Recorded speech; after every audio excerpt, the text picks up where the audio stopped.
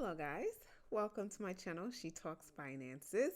Before I get into everything, please like, share, subscribe to the channel. Hitting the subscribe button is very important. As you guys can see, today I popped up on video. I'll do it here and there. I want this channel to focus more on the numbers and the education part of finances, right? So today we're going to create a simple Excel spreadsheet on net worth, okay? You guys probably heard it a million times, assets minus liabilities equal net worth. How can we create that? What are some different assets? What are some different liabilities? Let's get into it. I started a little spreadsheet, as you guys can see here. All right, you might see me go away just for a bit. So I just made this little thing here, there. We need to, of course, make this stuff bigger down here. So I put this on one of the tabs of my regular budget sheets that I do, right? So I'm going to rename this total net worth. Now, I might use some sample numbers in the future. Maybe some of you guys can follow me on my journey as I tried to get my finances in order. I purchased a house in 2020. So, before that, positive net worth, I was up there.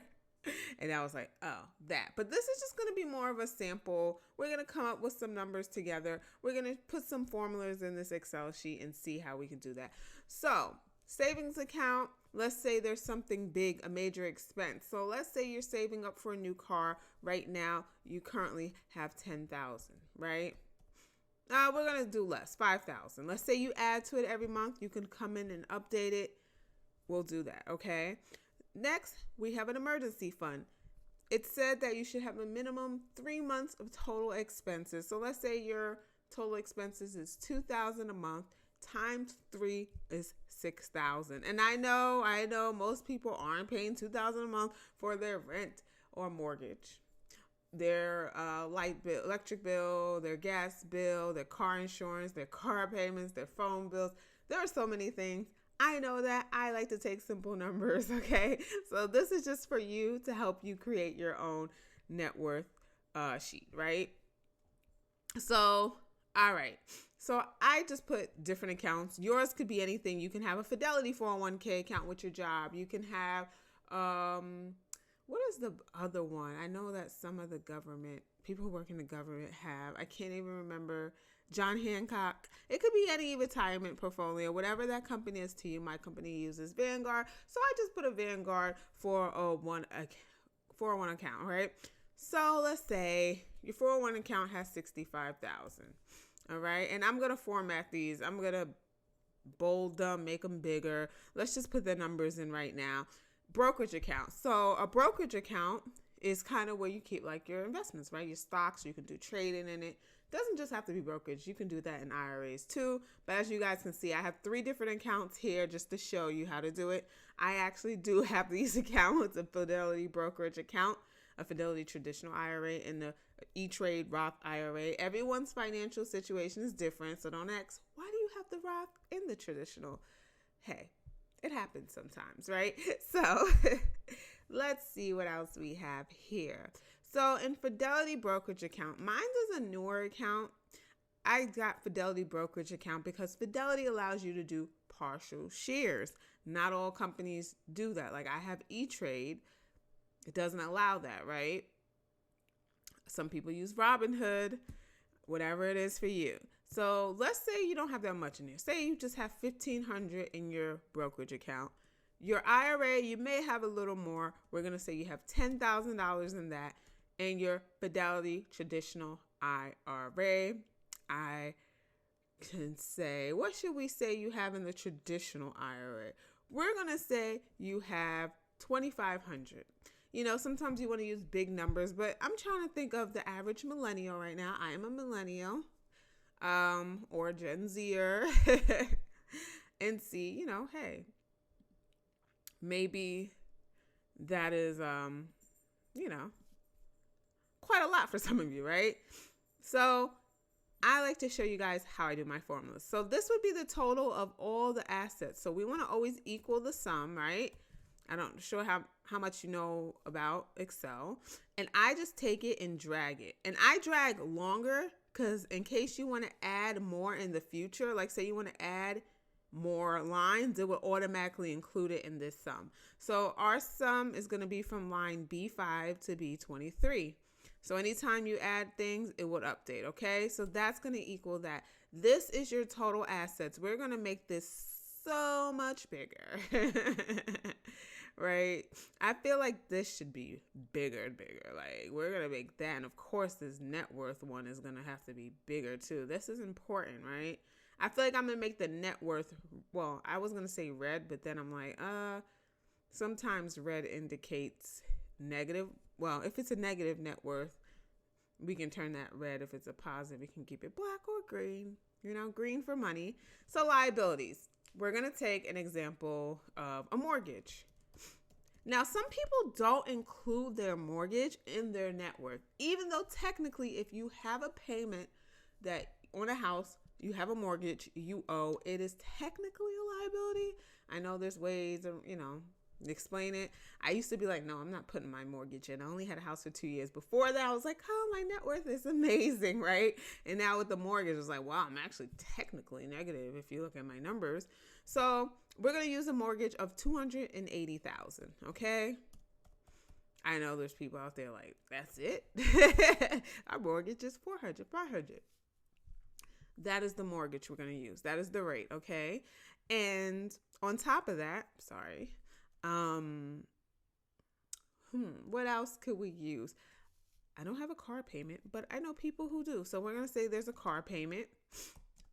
The two things, I try to keep up, like car payment and credit card. I pay my credit card every month. That's just something I was taught by my father, and I pretty much keep it up. I just don't like it because credit cards have high interest rates. And oh yeah, this channel, we're going to look at that type of stuff. We're going to search the internet, scour the internet together and see like why we should stay away from these things. Because if you ever look at your credit card bill, those things are like 20% plus interest rates sometimes, right? So let's say you have a car payment of $300 right now. Interest rates are going up. What is the average right now? 6% or something, a little bit over 6% or a little bit below it. It's around that area. So car payments may go up, especially if you have a lower down payment. And, when inflation and stuff, when I'm recording this, of course, because if you're watching this, 5 years from now, it may be different. So car payment, we're going to do a credit card bill. Let's say you pay the minimum on your credit card bill, but let's say you owe your credit cards. We're going to say $1,500 on all your credit cards. Let's say you have a personal loan that you owe $5,000 on, okay? We're just going to make up numbers. This is your total liabilities, right? Should we put these? No, we don't have to put them negative. I'm like, should we do this negative? I guess when we do the net worth at the end, but there's a way to show this as negative, which I will end up doing at the end. I just want to put the numbers in. So let's sum it up. These are your liabilities, right? And I'm going to drag it down like I did before. And I want you guys to know why I drag it down, because you see this, it adds up. So let's say we add another account. Let's say you have a second savings account and you have 500. You're going to watch the total assets change. I know some people, so it's just, I want you to be able to come in here and put numbers anytime. Okay. So like even if I put a number down here, you're going to see, we're at 282,300. Let's say we add 1,000. Look, it still count everything. So you won't have to keep going in and updating this. It will just update it for you. Now we want to do, how do we get our net worth? Net worth, as I say, assets minus liabilities. Total assets minus total liabilities. We're going to do the math here. We're going to get equal the benefits of Excel. Isn't it amazing? We don't even have to do math anymore, right?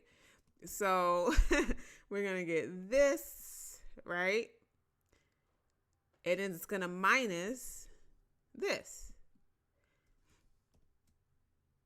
And there we go. And look, it does it for us. We don't have to put the red. We don't have to make it negative. It shows our net worth at this moment is negative $192,000.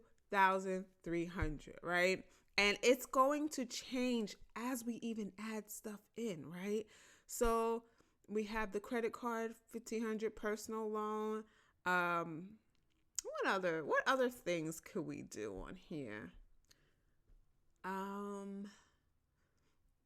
It's funny. My mind goes so blank when I like record. Um, hmm. Hmm. Let's just say we owe a health bill. Let's say you're paying off a health bill, I guess. I can't really think. Or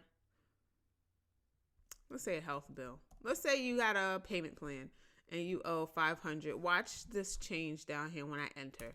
You see, it updates each time. So this is something you can just track, and you can add the month, the time each time if you want. If you want to track it from month to month, you can. Okay, give me one moment. I have to blow my nose, guys. I'm sick. Well, that's sick. It's called The Seasons Are Changing, and going from that hot weather to cooler weather, sometimes it gets you, right? So as you guys can see, we created our total net worth chart. You can make it however you want to make it. You could drag it over. You could do whatever, Look, I'm going to move it over. Same thing. Put it in the middle of the screen. It's still there, these numbers. You just have to open it. And yeah, I really like this, right? So far, simple, to the point.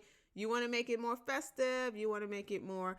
You could even filter. Let's say you want to filter just your assets column. And all four columns. I was going to do that. And let's say you only want to see two counts together. I just want to see what my IRAs are equal to. I don't want to look at any other accounts. So let's look at my Roth IRA and my traditional IRA, and let's see what we get. We have these two. So yeah, you don't have to have all the accounts at once. Let's just, oops, I did the wrong one. Not that. This is what you do when you're on the fly. You get all the errors and mistakes. Let's just look at them all now. As you see, when I did that, it didn't change the total assets amount because it's still calculating all these. If I only wanted that, I believe if I just did the E-Trade that, it still wouldn't. I was trying to figure out if I just did that. But yeah, no, that still is calculating all of them. A way to see what this adds up to is dragging these two. And if you look here at the bottom, follow my cursor, this shows you the sum of these two lines. And that happens also with, all the lines being there. Even though that's adding, you could do this yourself and see the sum down there. You can do this yourself like this and look at the sum versus that. So I don't want to see all of this. I just want to see my credit card plus my personal loan, and it's $2,000. Yes, we can do the math in our head. I know 1,500 plus 500, but hey, there's ways around all that. So I hope you guys enjoyed that little lesson on, how to build a total net worth kind of calculator in Excel. I hope you enjoyed. Once again, like, subscribe to the channel, and thank you so much for your support. And I hope you guys have a great day. Bye, guys.